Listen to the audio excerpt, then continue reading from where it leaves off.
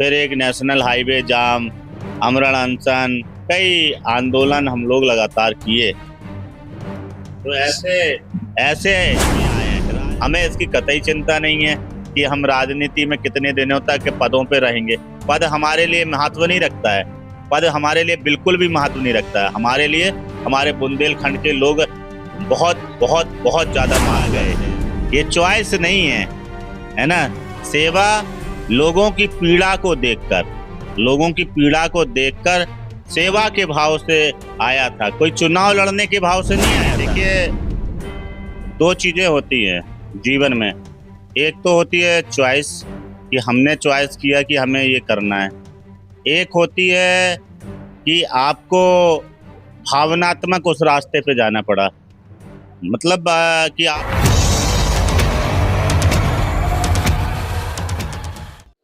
नमस्कार मित्रों, आज अब हम एक ऐसी शख्सियत से आपको मिलवाने जा रहे हैं जिनका नाम बुंदेलखंड के नाम से जुड़ा हुआ है।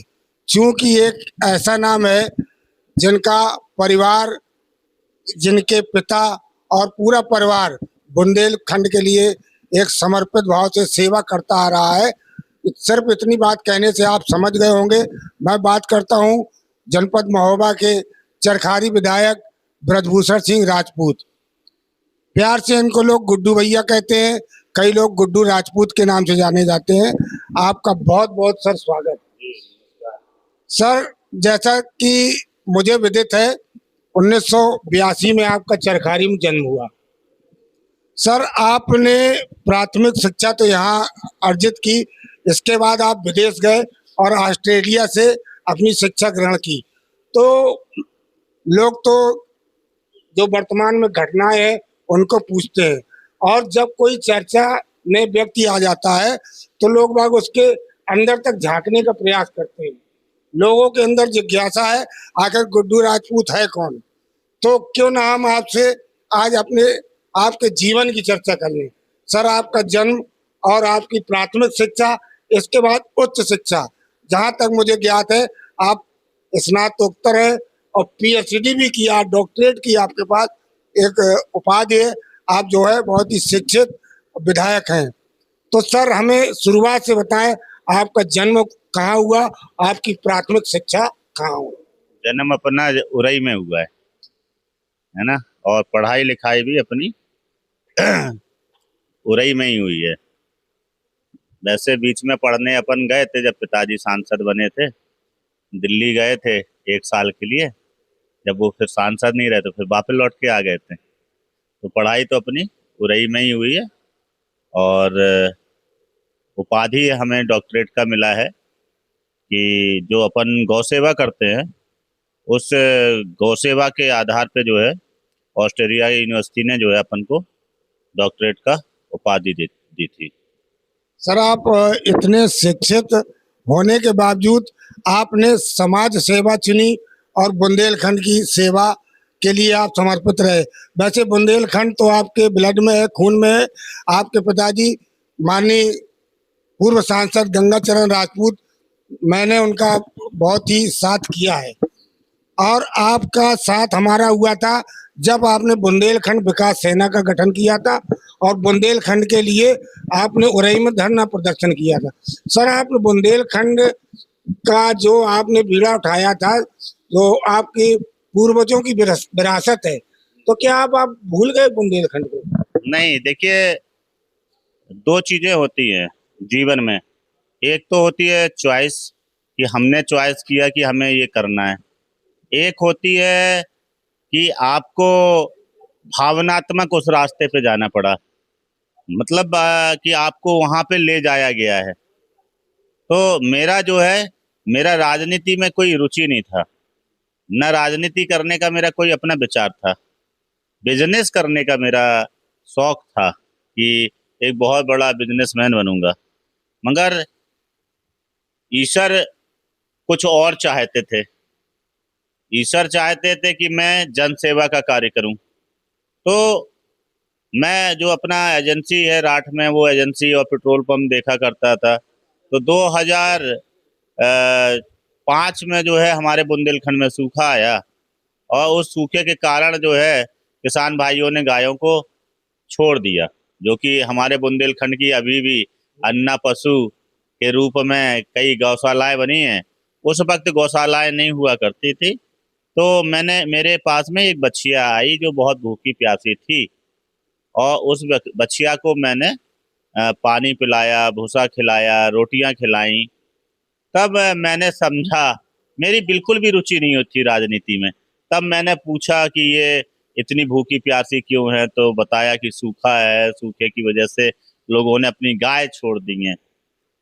तो फिर मैंने लोगों के मैं वहीं पास में एक कुसमा खेड़ा में हनुमान जी का मंदिर था, वहाँ प्रत्येक मंगलवार को जो है मैं दर्शन करने जाता था, व्रत रहता था। तो वहाँ पे गए, लोगों के साथ में बैठे, तो लोगों ने वहाँ चर्चा की कि भैया कि ये गाय की बड़ी समस्या है। तो हमने क्यों समस्या, बोले वो सूखे की वजह से। तो फिर वहीं पे उन लोगों से चर्चा में एक निर्णय लिया कि गाय के लिए गौशाला खोलें।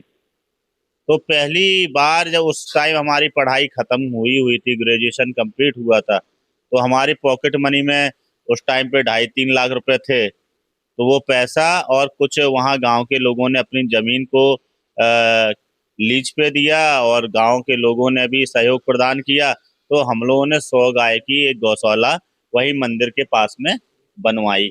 और उस वक्त में जब पिताजी को पता चला कि ये गौशाला बनवा रहा है, तो उन्होंने जो है, वो राजनीति के बड़े माहिर नेता हैं, बड़े नेता हैं, तो उन्होंने कहा अच्छा काम कर रहा है। तो उन्होंने मध्य प्रदेश की पूर्व मुख्यमंत्री उमा भारती जी को उसका उद्घाटन करने के लिए बुला लिया।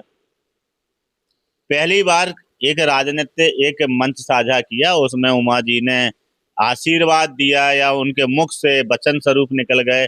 उन्होंने उस मंच से कहा कि गंगाचरण, तुम्हारा लड़का एक दिन तुमसे ज्यादा नाम करेगा। तो वो उनका आशीर्वाद था या वचन था, मगर मैंने कभी इतना गौर नहीं किया। मगर फिर उस गौशाला से जुड़े तो किसानों से जुड़े, किसानों से जुड़े तो धीरे धीरे किसानों की समस्याओं से जुड़ने लगे। फिर ऐसे ही एक मामला और आ गया कि किसान भाई अपना कनेक्शन के लिए पैसा जमा करते थे, और उस वक्त 1-1 साल लोगों को ट्यूबवेल के कनेक्शन के लिए पैसा जमा हो जाता था, मगर उनको खम्भे और तार और ट्रांसफार्मर नहीं मिलता था। तो हम उस टाइम पे, पिताजी राज्यसभा के सांसद थे, तो लोगों ने हमसे कहा, तो हमने भी नंबर पता करके वहाँ के एक्सीएन को फोन लगाया। वो हमसे बदतमीजी से बोला, तो हमारी उससे हॉट टॉक हो गई। उस हॉट टॉक के बाद जो है पिताजी के पास शिकायत पहुंच गई। शिकायत पहुंची तो उन्होंने हमको डांटा। तो हमने कहा हम तो आपका ही काम कर रहे थे, जनहित का ही काम कर रहे थे, आप उस अधिकारी की बात में आ गए। तो हॉट टॉक हो गई। तो हमने कहा तो फिर मैं अपना संगठन बनाएंगे, उससे बुंदेलखंड के लोगों की मदद करेंगे। तो 2010 में फिर हमने अपने दोस्तों को इकट्ठा किया और उसमें एक मीटिंग की कि क्या और समस्याएं क्या हैं। तो लोगों ने समस्याएं बताई। तो हम लोगों ने निर्णय लिया, पहले ज्ञापन देने जाएंगे, ज्ञापन में अगर संख्या हम लोगों ने ठीक ठाक कर ली तो फिर एक संगठन बना लेंगे। तो उसी के तहत ज्ञापन में के लिए हम लोगों ने अपने और दोस्तों को बुलाया। तो संख्या 500-700 लोगों की हो गई। तो हम लोगों का हौसला बढ़ गया। जिलाधिकारी के यहाँ अपने जालौन जिलाधिकारी के यहाँ ज्ञापन दिए। तो ज्ञापन देने गए तो जिलाधिकारी बाहर नहीं आ रही थी। उस टाइम पे शायद जिलाधिकारी महिला जिलाधिकारी थी। 2010 में समाजवादी पार्टी की सरकार थी। तो हम लोगों ने वहीं पे जिद की, नारेबाजी की। तो फिर हम लोगों की जिद के आगे उन्हें झुकना पड़ा और वो ज्ञापन लेने बाहर आई, ज्ञापन लिया। तो हम लोगों ने फिर आगे बुंदेलखंड अधिकार सेना बनाई और बुंदेलखंड अधिकार सेना के माध्यम से फिर एक नेशनल हाईवे जाम, आमरण अनशन, कई आंदोलन हम लोग लगातार किए। तो ऐसे ऐसे राजनीति में आ गए। ये चॉइस नहीं है, है ना। सेवा लोगों की पीड़ा को देखकर, लोगों की पीड़ा को देखकर सेवा के भाव से आया था। कोई चुनाव लड़ने के भाव से नहीं आया था।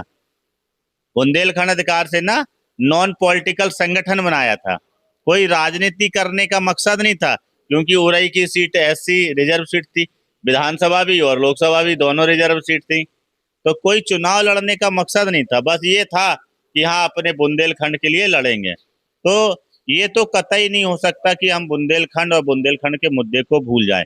और ये आप कैसे कह सकते हैं?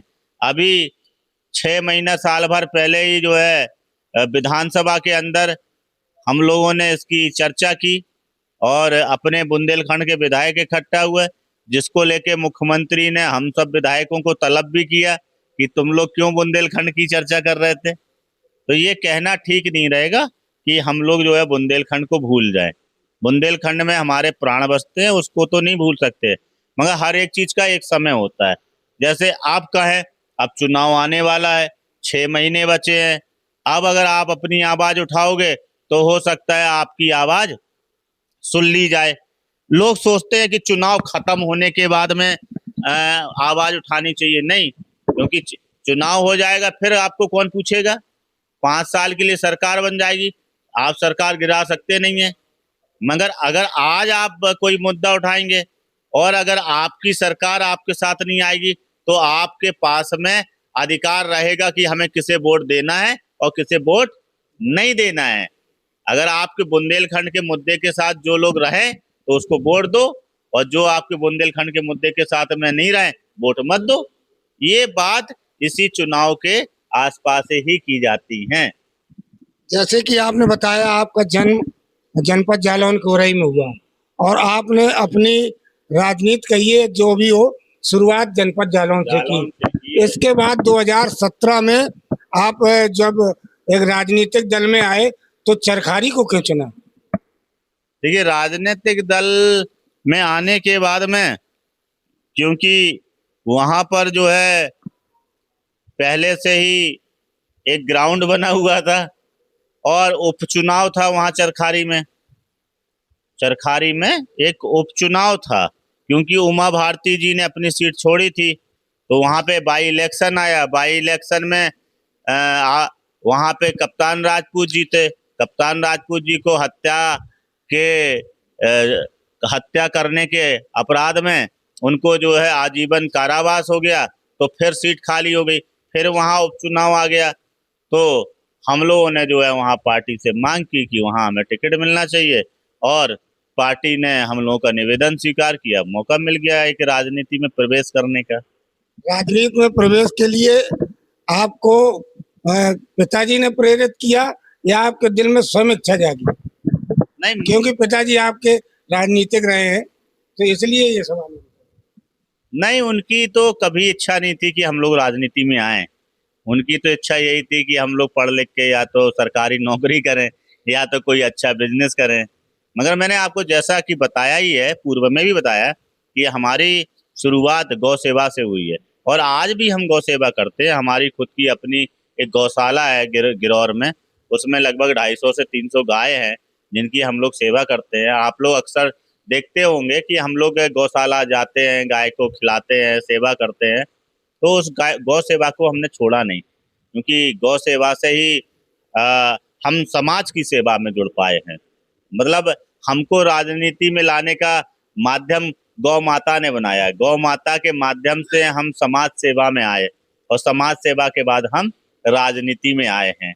तो ये कोई राजनीति करना हमारा शौक नहीं है, राजनीति हमारे लिए धंधा नहीं है, राजनीति हमारी जिंदगी की नीड नहीं है। हमारी जिंदगी का मकसद है जो है अपने लोगों की मदद करना, अपने बुंदेलखंड में परिवर्तन लाना, सिस्टम को ठीक करना, सिस्टम के खिलाफ लड़ना, अपराध के खिलाफ लड़ना, भ्रष्टाचार के खिलाफ लड़ना, अपने लोगों को हक दिलाना। इसके लिए हम राजनीति में आए हैं। हमें इसकी कतई चिंता नहीं है कि हम राजनीति में कितने दिनों तक पदों पे रहेंगे। पद हमारे लिए महत्व नहीं रखता है, पद हमारे लिए बिल्कुल भी महत्व नहीं रखता है। हमारे लिए हमारे बुंदेलखंड के लोग बहुत बहुत बहुत ज्यादा महत्व रखते हैं। इसलिए मैं राजनीति में हूँ तो अपनों के लिए हूँ और वही मैं कर भी रहा हूँ। सर बहुत मुखर राजनीति करते हैं आप और मुद्दों को लेकर दूसरों के अपनों से भी बढ़ जाते हैं। ऐसी एक चर्चा में आया था कि माननीय स्वतंत्र मंत्री जी हैं आपकी ही पार्टी के हैं, उनसे भी आपकी हॉट टॉक हुई थी, आखिर कारण क्या था सर?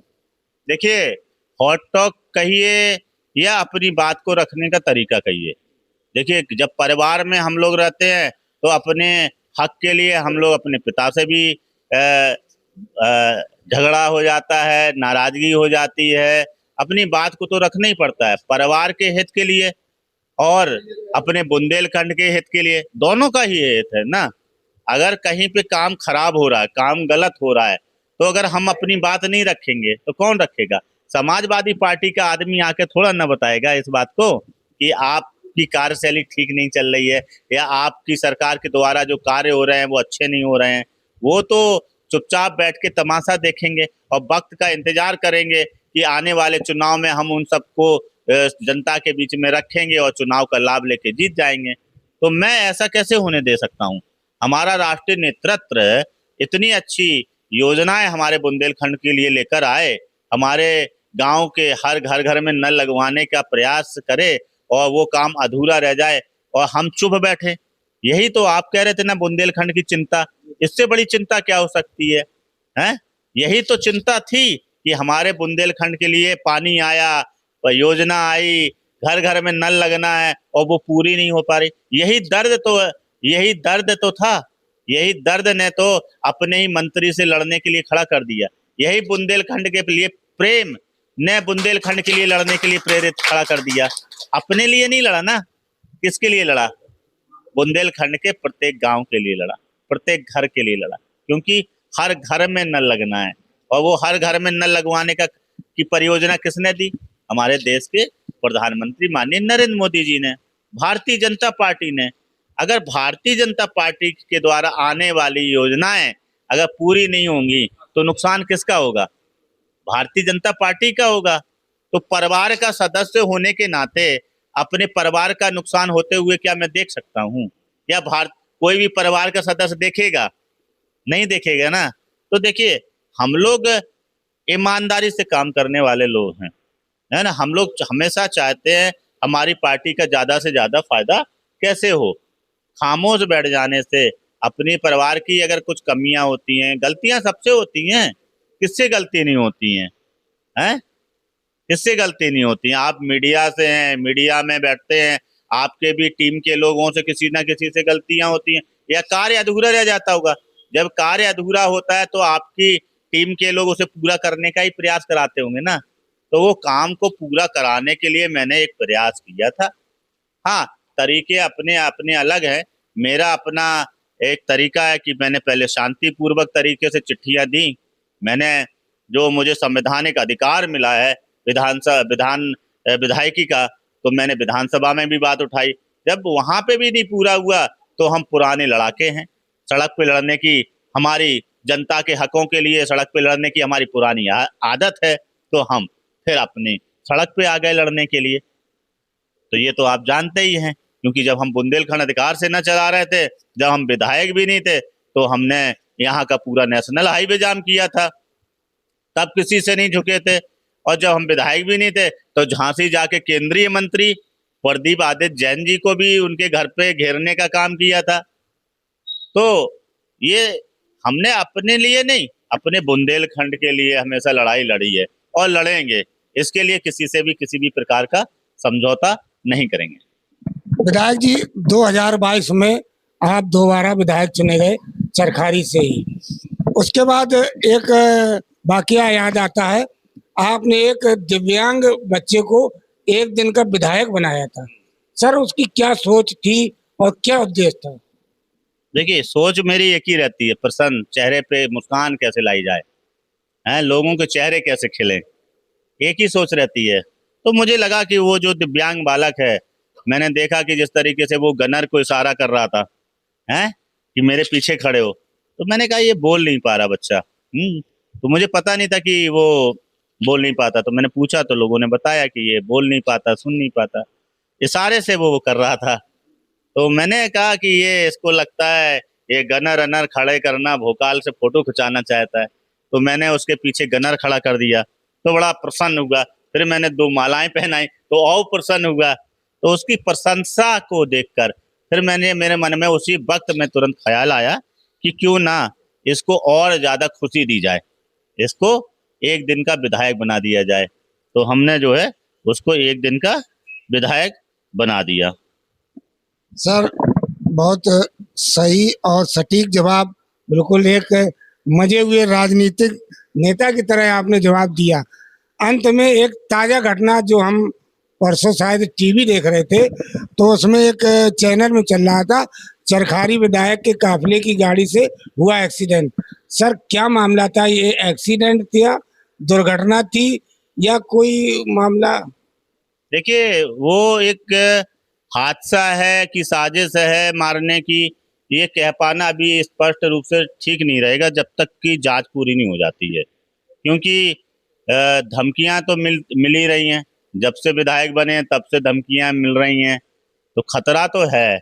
अब ये साजिश भी हो सकती है, क्योंकि मैं लगातार जनहित के मुद्दे उठाता रहता हूँ, हैं, तो इसलिए जब जनहित के मुद्दे, गुंडे माफियाओं के खिलाफ आवाज उठाते रहते हैं, तो धमकियां भी आती हैं, तो हो सकता है साजिश हो।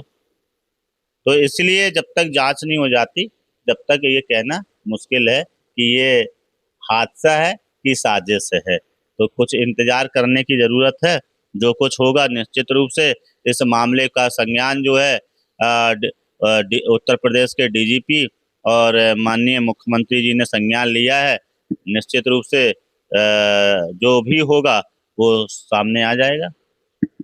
सर बहुत बहुत धन्यवाद। आपके माध्यम से यही कहेंगे, हम लोग तो देखिए राजनीति में, और अपना नारा है, ना कोई से डरने हैं, ना कोई की गुलामी करने हैं, सेवा करवे निकरे हैं, बुरो को करने नहीं है।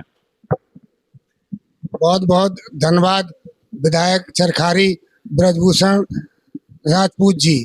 आज आप पधारे कालपी में अश्विनी रमेश तिवारी, जो कि बहुत लाइनें अश्विनी महाराज ने सिखाई थी, गुलामी को की करने नहीं है, हैं महाराज, अश्विनी महाराज ने सिखाई थी कि गुलामी को की करने नहीं है, न को से डरने हैं, सेवा करवे निकरे हैं, बुरो को करने नहीं है।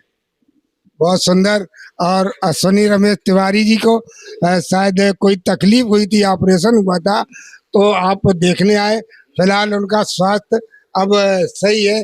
अश्विनी जी, आप भी अपने स्वास्थ्य के बारे में बताएं। लोगों को काफी चिंता है कि आप कालपी के अब हमारा स्वास्थ्य बिल्कुल ठीक है। एक्चुअली मुझे पथरी हुई थी और माननीय विधायक जी ने हमें फ़ोन किया, तो उन्होंने देखा, कई 2 बार फ़ोन किए, हम दर्द में थे, तो उन्होंने लखनऊ बुला के और हमारा डॉक्टर राम मनोहर मुंडिया लोहिया में ऑपरेशन करा दिया, और अब हम बिल्कुल स्वस्थ हैं।